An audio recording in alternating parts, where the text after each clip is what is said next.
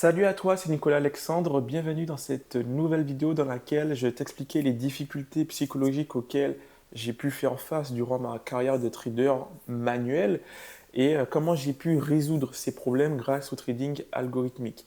Tu vois, aujourd'hui, on est dans mon canapé parce que j'ai envie que tu te sentes en confiance.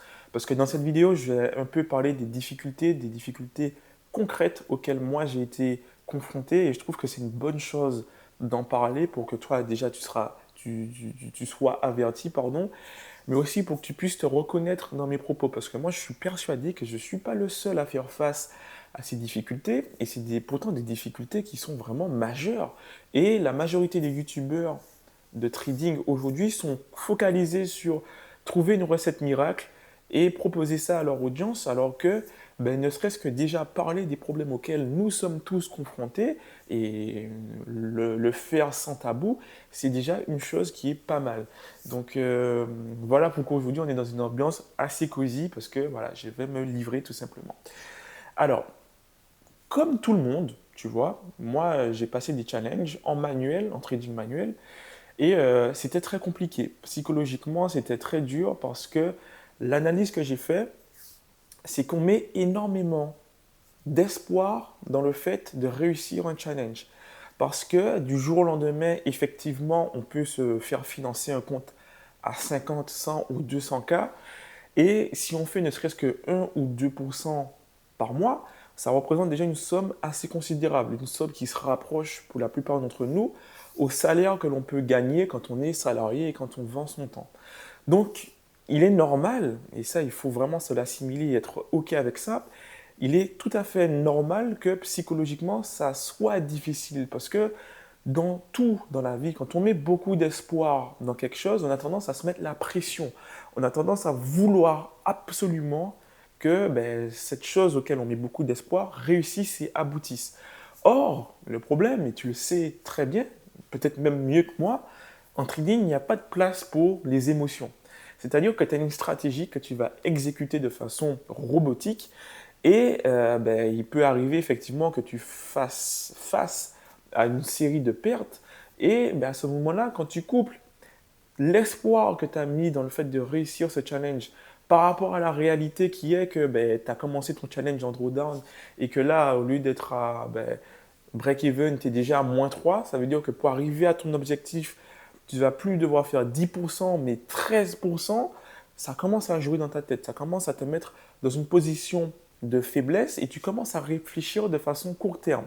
Et c'est à ce moment-là que tu te retrouves, comme je l'ai dit, en position de faiblesse psychologique et que tu vas être beaucoup plus enclin à déroger à ta stratégie, à être biaisé par le résultat des trades précédents. Et on le sait très bien que c'est une chose qui est extrêmement néfaste quand tu fais du trading, parce qu'il ne faut pas lier les trades entre eux.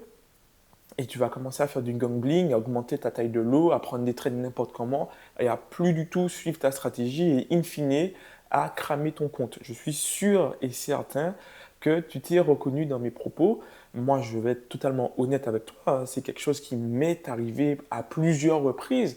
Et j'ai longtemps cherché à me forcer, j'ai longtemps cherché à résister en fait contre cette nature de moi qui n'arrivait pas à maîtriser cette psychologie. Et j'ai lu beaucoup de livres, j'ai notamment lu le livre Trader in the Zone qui m'a vraiment beaucoup aidé, mais ça ne suffit pas, ça ne suffit pas parce que le niveau de difficulté est vraiment très haut. Et donc, je me suis je me suis résolu au fait que c'est trop dur, c'est trop dur parce que le truc, en fait, c'est que il y a déjà une grosse difficulté au fait de passer le challenge et passer les deux phases. Mais le plus gros problème, en fait, c'est qu'une fois que tu es financé, le problème, il ne partira pas. C'est ça le truc. C'est que quand tu vas te faire financer, le problème, il aura tendance à se décupler. Parce que là, tu ne seras plus sur un compte démo, là, tu seras sur un compte réel. Et ça veut dire que quand tu prends de l'argent, c'est vraiment de l'argent que tu pourras retirer plus tard, en fait, quand tu auras rempli toutes les conditions que la propre firme elle demande. Et donc, ça te met dans un état psychologique mais dévastateur. Et c'est la raison pour laquelle il y a très peu de gens qui réussissent à faire ne serait-ce qu'un retrait une fois qu'ils sont financés. Donc, l'idée de se dire, la seule difficulté auquel je serais confronté, c'est passer un challenge, elle est fausse. En fait, quand tu auras passé ton challenge et que tu seras financé, c'est là que les choses vont vraiment devenir compliquées. Crois-moi, sur parole, j'ai déjà réussi pas mal de challenges et pourtant, ben, réussir à faire un retrait, c'est quelque chose de encore plus difficile que passer les challenges. Donc tu vois la difficulté auquel on est confronté et c'est très compliqué.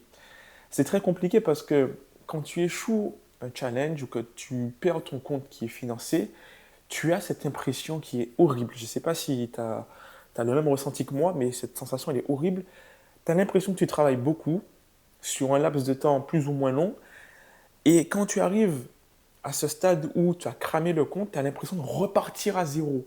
Et donc, sur 1 an, 2 ans, 3 ans, quand tu es dans cette boucle où tu fournis des efforts, tu t'améliores, tu vois que tu tiens de plus en plus longtemps, tu vois que tu t'es vraiment amélioré et qu'à un moment donné, il suffit de un instant où ben, tu flanches pour tout balayer, balayer tous tes efforts de plusieurs mois et repartir à zéro, je trouve personnellement que c'est quelque chose d'extrêmement démotivant. Tu as l'impression qu'en fait, tu n'avances pas dans ta vie. Donc non seulement tu mets de la thune pour passer les challenges, tu mets du temps, tu mets de l'énergie, tu mets de l'espoir pour qu'au final, le résultat au bout de tout ça soit que ben, au bout d'une faute, en fait, tu repars à zéro. Donc franchement, de 3 mois, c'est pas quelque chose de ultra difficile, non? C'est super compliqué. Et en fait, ce cycle-là que tu vas enchaîner en passant des challenges, t'améliorant, cravachant, travaillant plutôt, réussir, ne pas se faire financer ou se faire financer et perdre son compte, ben, c'est quelque chose qui peut littéralement te mener tout droit vers le burn-out. Parce que les années passent, les gens qui n'ont pas choisi la voie du trading, tu vois peut-être qu'ils réussissent, tu vois qu'ils avancent dans leur vie, et toi, tu es toujours à ce même stade, tu es complètement fauché parce que tu as mis tout ton argent dans des challenges et tu n'as pas avancé plus que ça. Donc, moi, j'ai décidé de dire stop. Stop à cette mascarade parce que ma santé psychologique, elle devenait vraiment fébrile et je sentais en fait que je ne pouvais pas continuer comme ça. Et quand bien même je me ferais financer, je me suis dit, mais en fait, c'est pas possible. Je ne peux pas en fait vivre, bâtir ma vie autour d'une activité autant anxiogène où je risque de tout perdre du jour au lendemain sur une erreur. Moi, tu sais, j'ai une personnalité où j'ai besoin de faire des erreurs pour progresser. J'ai besoin de me vautrer. J'ai besoin de faire des choses qui flopent pour comprendre en fait ce qui ne fonctionne pas. J'ai besoin, c'est comme ça que je suis. J'ai besoin de me brûler les ailes pour apprendre à voler, comme pour ceux qui connaissent l'expression. Et de me dire que une fois que je suis financé, je n'ai plus droit à une seule erreur, sinon je perds tout. En fait, ça a une charge mentale qui est beaucoup trop grosse pour moi. Donc c'est pour ça que je me suis lancé dans le trading algorithmique parce que quand tu bâtis un algo, tu peux déjà le backtester, donc ça te donne déjà une confiance supplémentaire et tu peux lui mettre des sécurités auxquelles il ne va jamais déroger, il ne va jamais commettre de faute si tu as bien codé l'algorithme et surtout, ben, le travail que tu fournis, il sera capté, tu pourras capitaliser sur ça. Comparé au fait de passer un challenge que tu vas échouer, au final, tu échoues ton challenge, ok, tu prends de l'expérience, mais si à chaque fois tu échoues, en fait, ça ne sert à rien. Tu ne capitalises pas sur ton expérience acquise, tu vois. Donc, le fait de passer au trading algorithmique, ça permet de régler en fait ce problème-là. Et ça m'a permis aussi de faire un break des marchés financiers parce que j'en ai bouffé hein, du graphique depuis 4 ans, bientôt 5 maintenant, j'en ai vraiment bouffé. Et j'en avais marre, vraiment. Je voulais plus voir un graphique, je voulais plus trader. Et le fait de coder mon algorithme, ça m'a permis de m'évader un petit peu et de souffler un peu. Et j'en ai profité d'ailleurs pour lancer ma chaîne YouTube. Donc ça m'a fait vraiment énormément de bien. Aujourd'hui, tu vois, je peux te montrer un petit peu les résultats que j'ai eus avec mon algo cette semaine, qui sont modestes, hein, parce que mon algo, il est en train de tourner sur un compte démo et de surcroît, je suis en train de l'améliorer, tu vois. Donc, si je tape sur la semaine, tu vois, alors hop là, je suis comme les influenceurs. Si je tape sur dernière semaine, tu vois, je suis en bénéf. Je suis en bénéf, hop là, j'ai pris un R, donc un BE, un SL et un TP, tu vois. Donc, comme j'ai un ratio supérieur à 2, enfin à peu près de 2, donc j'ai pris du bénéf, j'ai pris un R, tu vois. Donc, ça, c'est pas mal. Je suis vraiment content de ce bot. Et j'ai décidé de coder un bot ensemble, que voilà, on le fasse ensemble. Et du coup, le premier épisode, normalement, si je dis pas de bêtises, il est déjà sorti. Donc n'hésite pas à aller checker le premier épisode de Codons un bot de trading ensemble et à me laisser dans l'espace commentaire la stratégie que tu aimerais que je code avec toi. Ok? Donc la proposition qui va le plus ressortir sera sélectionnée. Ok?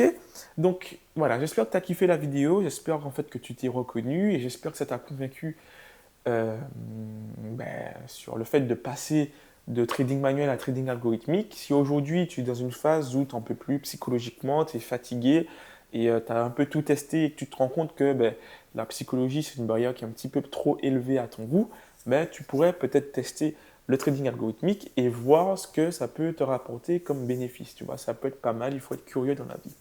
Sur ce, je te dis à la prochaine pour une nouvelle vidéo. C'était Nicolas.